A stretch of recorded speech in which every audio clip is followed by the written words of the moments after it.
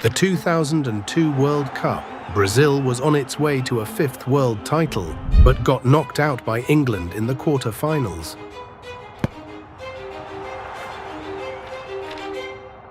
Well, of course, that's not what happened. Everyone remembers the final and Ronaldo's unstoppable performance against Germany. But what most people forget is that a single unlikely strike changed the course of that tournament. A magical moment, a shot that defied logic and created the impossible.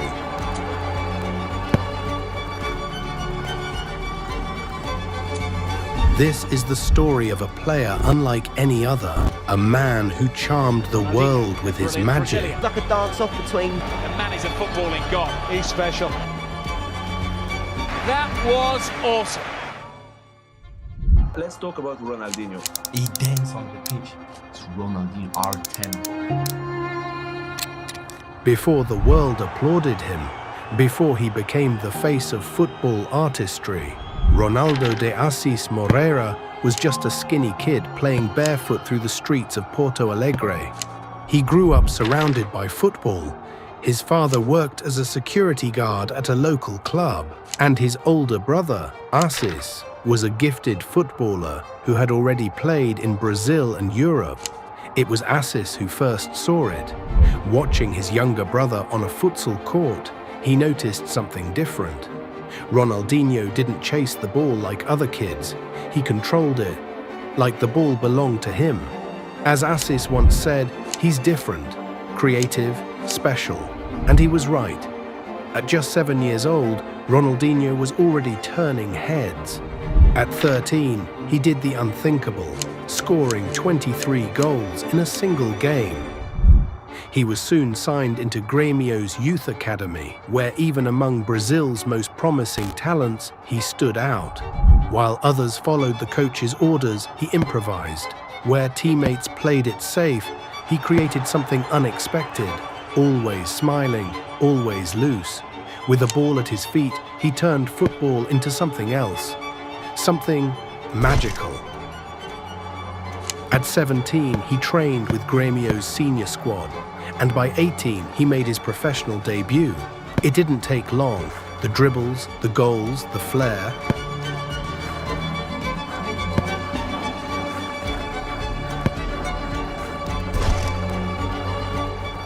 Suddenly, Brazil was talking about the skinny kid who played like it was all a game, because to him, it was.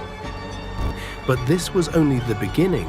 What came next would turn that boy into a rare breed, a once-in-a-generation kind of player who would change football forever. It's Ronaldinho R10. Ronaldinho is a player who's got it all. 1999 was the year the world first heard his name and realized football could still be art. At Grêmio, he dominated the state championship like it was child's play. He scored goals, humiliated defenders, and turned ordinary matches into unforgettable shows.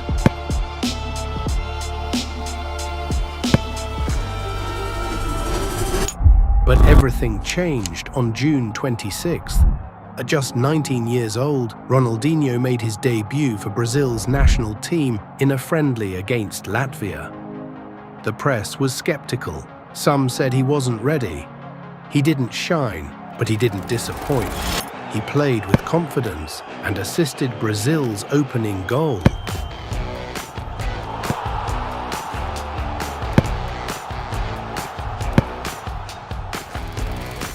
But no one expected what came next. Just days later, he was called up for the Copa America, a teenager joining Brazil's senior. Brazil, led by stars like Rivaldo, Ronaldo, Cafu, and Roberto Carlos, marched to the final and crushed Uruguay 3-0.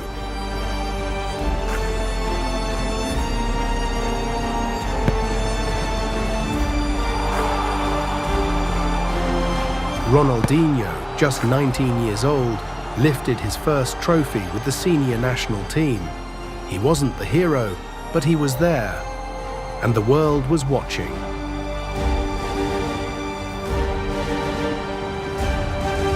After the Copa America, he stayed at Grêmio, still dazzling fans every week.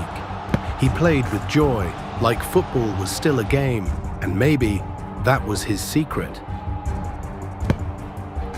While Europe circled like vultures, he kept smiling, kept dancing, kept improvising. Clubs like Barcelona, Milan, and PSG pushed harder and harder, but Ronaldinho wasn't in a rush. Eventually, the time came to leave home, to step onto a new stage, colder, stricter, a place that didn't understand chaos. And what came next nearly killed the magic before it ever reached its peak.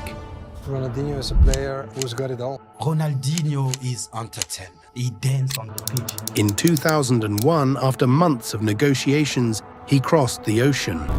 His destination, Paris Saint-Germain. The French expected a superstar. What they got was an artist. A free spirit who stayed up late, got bored at training, but could enchant the world with a single touch. He was too light for modern football, too joyful for a serious environment, too unpredictable for a rigid system. But that's exactly what made him Ronaldinho. While coaches demanded structure and discipline, he offered nutmegs and smiles. He played on instinct, created from nothing, defied everything. He wasn't a regular starter, but he was always a headline. Because even off the bench, he did things no one else could. Clips of his brilliance spread through TV screens, humiliating dribbles, impossible passes, goals from nowhere. The world was watching and falling in love. But France didn't know what to do with him. They tried to contain the chaos, tame the magic, force the unpredictable into a system. But Ronaldinho wasn't made to fit. He was improvisation, he was joy, he was freedom. And soon, that same unpredictability, so misunderstood in Paris, would become the very thing that saved Brazil.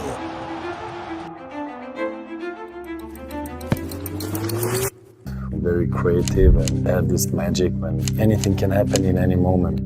He didn't follow rigid tactics. He didn't fit into tidy formations. And that's why so many doubted him. But when Luis Felipe Scolari took charge of Brazil's national team, he knew that structure alone wouldn't be enough to win a World Cup. It would take something wild, something unpredictable. It would take chaos. And Ronaldinho was chaos personified. Despite the critics, he made the squad for the 2002 World Cup. Not as the star, not as the leader, but as the third piece of a legendary trio, Ronaldo, Rivaldo, Ronaldinho. Brazil started strong. Wins, goals, momentum. Ronaldo was lethal, Rivaldo was clinical, and Ronaldinho was just getting started. Then came the real test. The toughest match of the tournament. England struck first. Brazil wobbled, the dream of a fifth title suddenly on the brink. That's when Ronaldinho stepped forward. First, a flash of brilliance.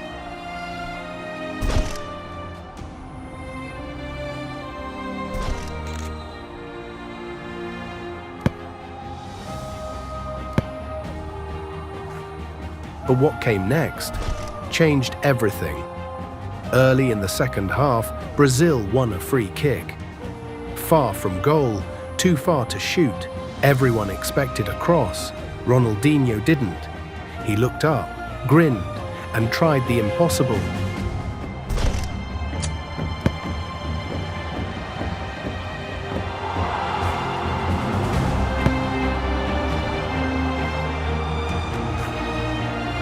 David Seaman could only watch. Ronaldinho had saved Brazil.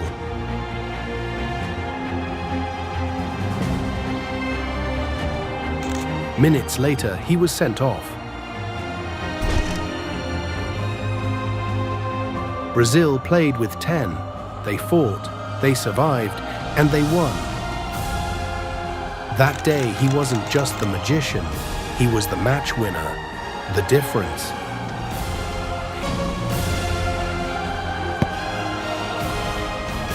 Ronaldo exploded, Rivaldo shined, and Brazil lifted its 5th World Cup.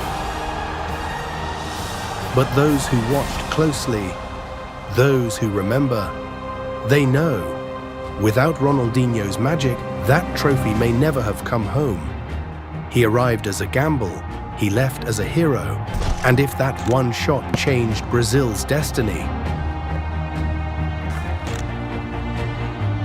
what came after would change the game forever. But that is another story.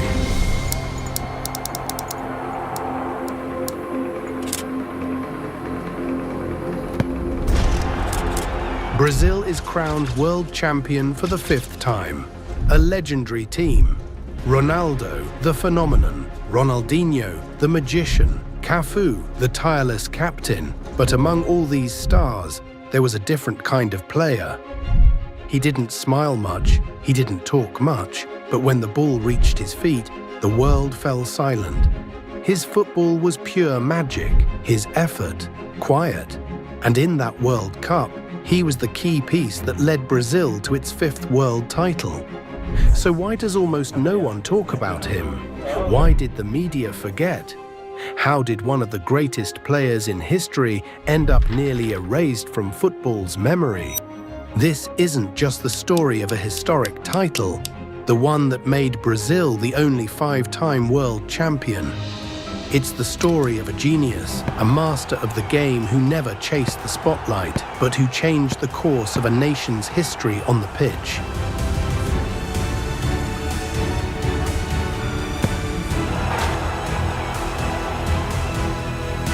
This is the story of Rivaldo, the forgotten legend. Born on April 19, 1972, Rivaldo Vitor Borba Ferreira grew up in a favela on the outskirts of Recife, Pernambuco. Amid poverty, hunger, and the near-total absence of opportunity, Rivaldo lost several teeth to malnutrition when he was still a child. His legs were bowed, a result of prolonged hunger. Many doubted that boy could even run properly, let alone play football. But that poor boy had a dream. He wanted to help his family have a better life. While other boys his age dreamed of becoming Pelé or Zico, Rivaldo, from a very young age, had to work, selling popsicles to tourists on the beaches of Recife to help his family. But in his free time, he did what truly made him happy, playing football with the other kids on the bumpy dirt fields in the outskirts where he lived. From a very young age, Rivaldo had a natural connection with the ball, and even though he was invisible to the world, he wasn't invisible to his father.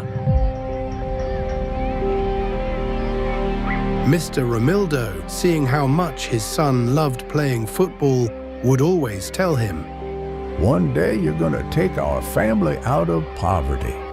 In 1989, at just 16 years old, Rivaldo got his first chance in football, playing for a modest club in his hometown, Paulistano Futebol Clube.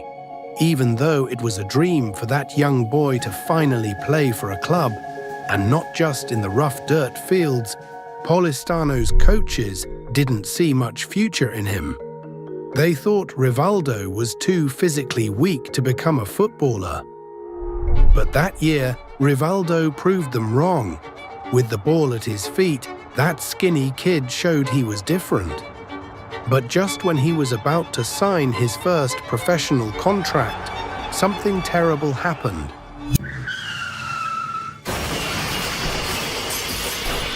What had been a dream up to that point suddenly turned into a nightmare. His father, the person who believed in him the most, was killed in a car accident. At that moment, Rivaldo collapsed. I thought about quitting football, but I couldn't bring myself to touch the ball again. Rivaldo walked away from the sport. For months, he stayed silent, until one day, his mother came to him and said through tears, "Son, you have to fulfill your father's dream." The pain of losing his father could have broken Rivaldo, but instead it became the turning point. He turned grief into fuel, and he came back stronger, hungrier. In 1990, after impressing in a local tournament for Paulistano, Rivaldo caught the attention of Santa Cruz Football Club. Still emotionally devastated, he accepted the challenge and signed his first professional contract. And that was the chance of a lifetime. At Santa Cruz, he amazed everyone.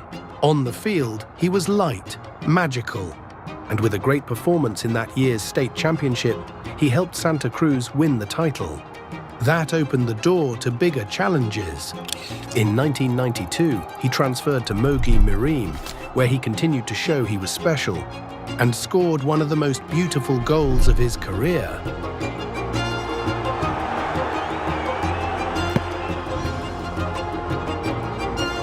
As a rising star, in 1993, he arrived at Corinthians. Wearing one of Brazil's most iconic jerseys, he didn't flinch, scoring 11 goals in the national championship that year and earning the Bola de Prata award from Placar magazine as one of the best midfielders in the country. After impressing at Corinthians, he got his first big opportunity with the Brazilian national team. And in December 1993, he made a dream debut, scoring the winning goal against Mexico. That performance could have taken him to the 1994 World Cup, the greatest dream of his life. But a lackluster performance in the state championship the following year kept him off the final squad. His dream was shattered, but Rivaldo wasn't about to give up. After a short but impactful time at Corinthians, he continued his journey, this time signing with another Brazilian giant, Palmeiras. And at Palmeiras, Rivaldo truly flourished. He stopped being a promising talent and became a reality. From the moment he arrived, he showed Brazil something different. Smart, technical, unpredictable. A midfielder who thought like a striker who played like a maestro. Still in 1994, he finished as the second highest scorer in the national championship with 14 goals and played a crucial role in helping Palmeiras win the title. 2 years later, in 1996, Rivaldo reached another level.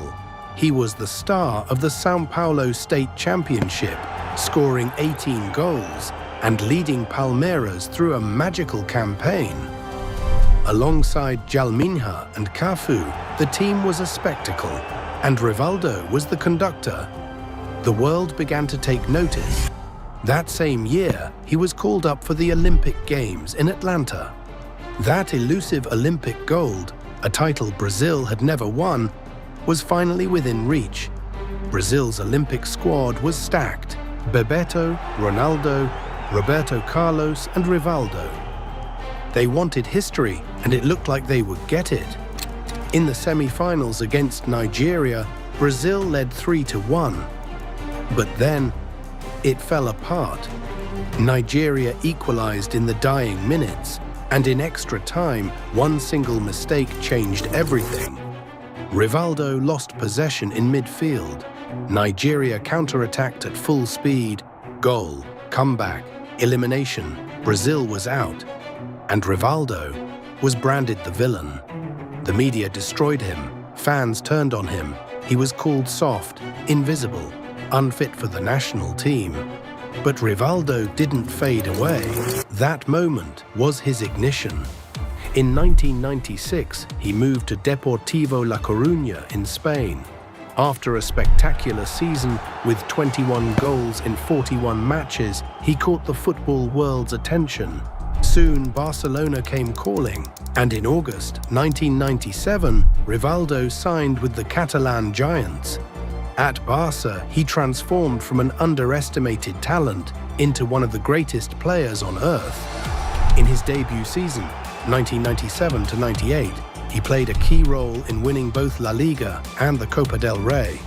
With his trademark long-range strikes and impossible dribbles, he became a nightmare for defenders and earned a spot in Brazil's World Cup squad. He scored 3 crucial goals and helped lead Brazil to the final.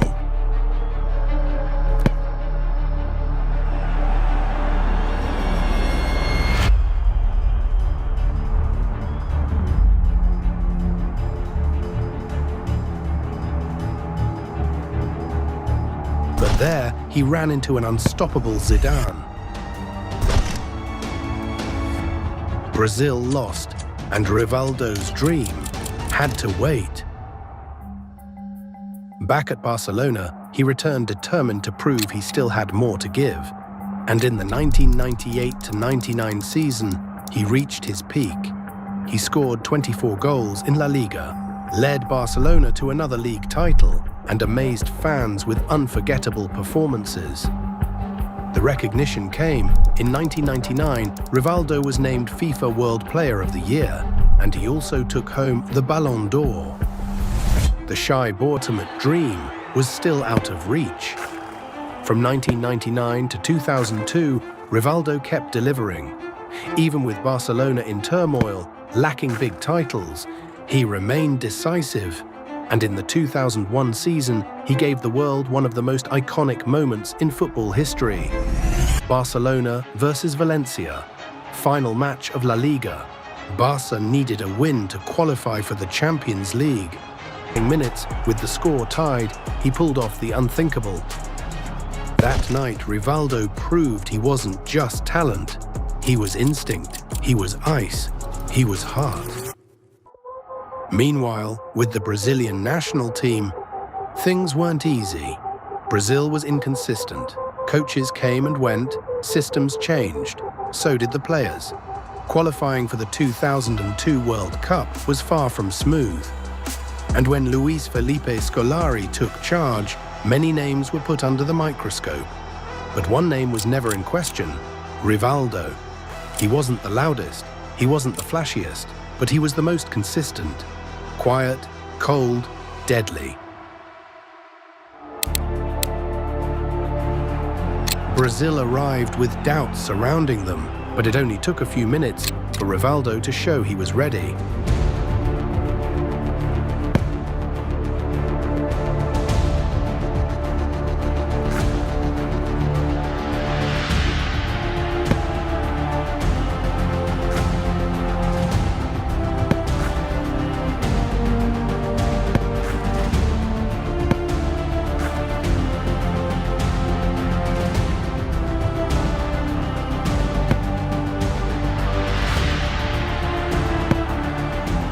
Five matches in a row, 5 goals.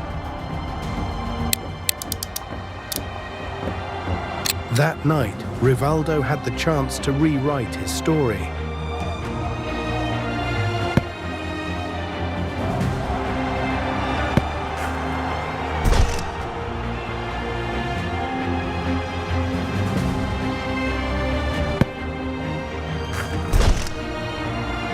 Brazil are world champions.